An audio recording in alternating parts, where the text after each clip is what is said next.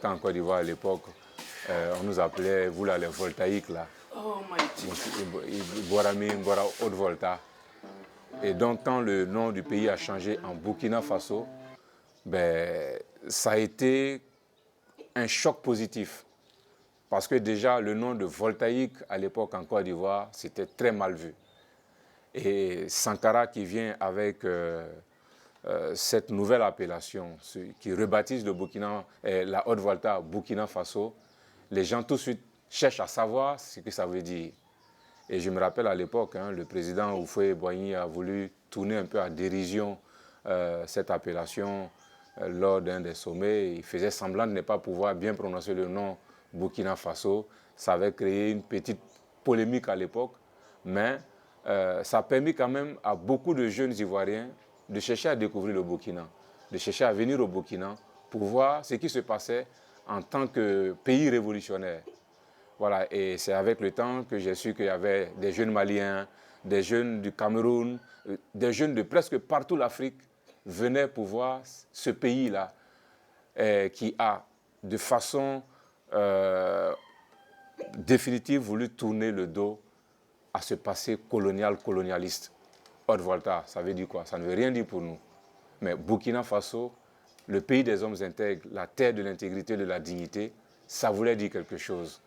Voilà, donc ça déjà, pour nous, c'était quelque chose d'extraordinaire et de se faire respecter à nouveau par des gens qui, de par le passé, vous voyaient d'une autre façon, quoi. Sankara, Sankara, mon président. Sankara, Sankara du Burkina. Mais moi, je viens au Burkina Faso en 85.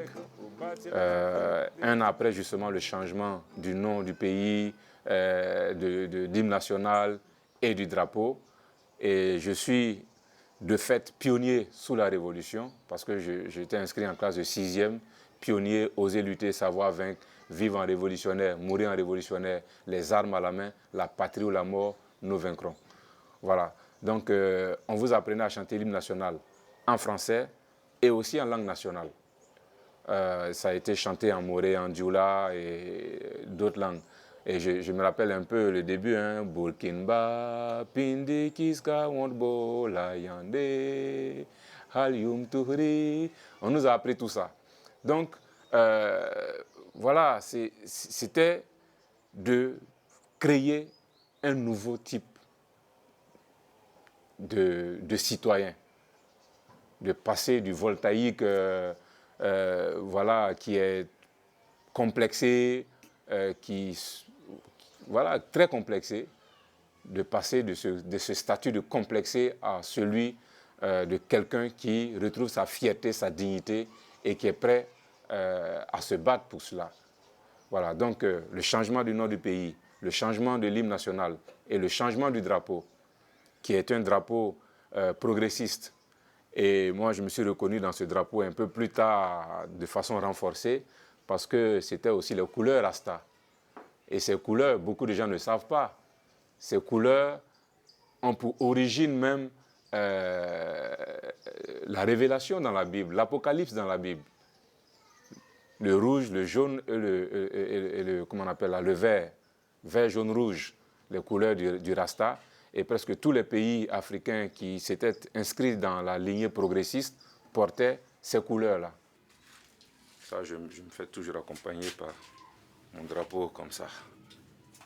Yes. Et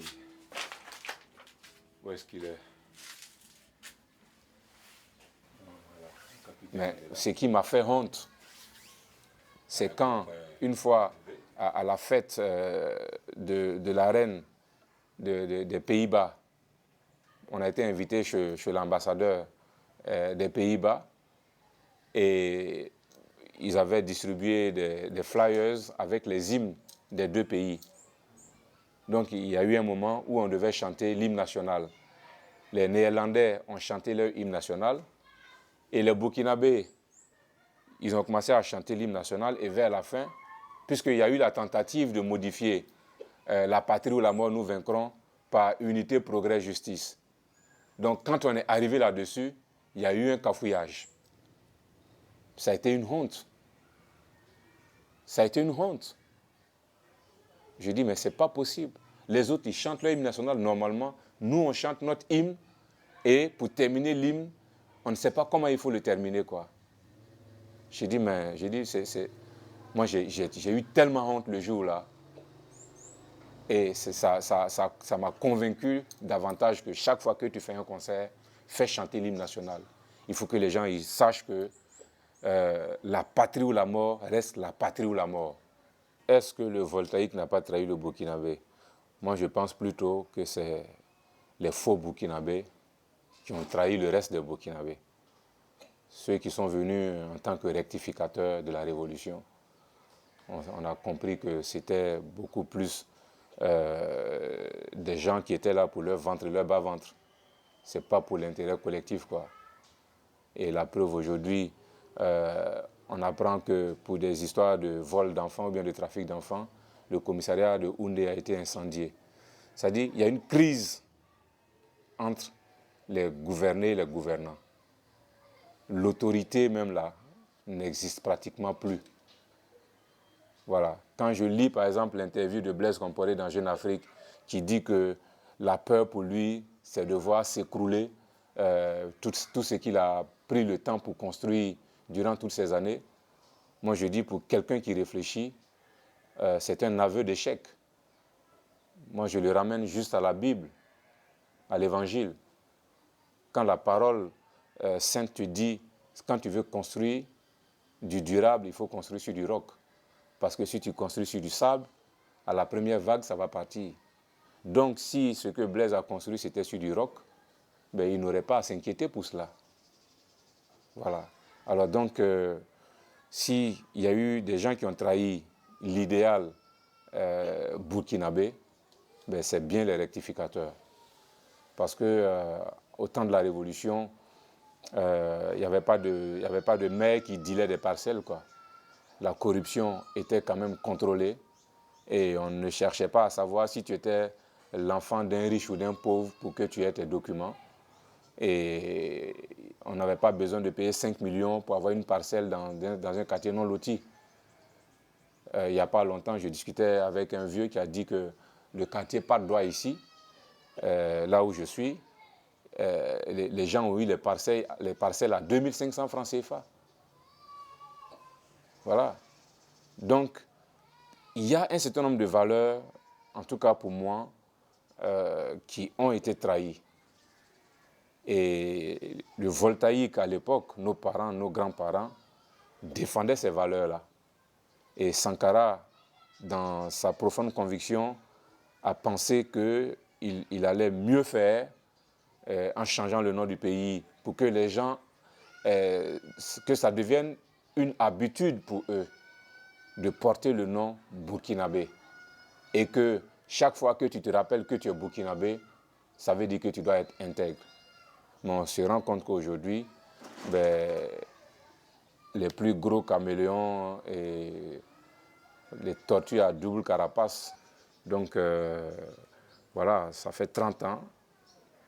Malheureusement, ces 30 ans vont passer peut-être sous silence. Même ceux qui ont été des acteurs de la révolution à l'époque, en commençant par Blaise Compaoré lui-même, qui était le numéro 2 du système, je me demande ce qu'il va dire à l'occasion du 30e anniversaire du changement du nom du pays. Et malheureusement, on a des gens qui ont été des acteurs de la révolution et aujourd'hui qui donnent l'impression d'avoir honte de ce passé révolutionnaire du Burkina. Notre peuple, avec tous les peuples du monde, à la conquête de la liberté et du progrès, où la mort nous vainc.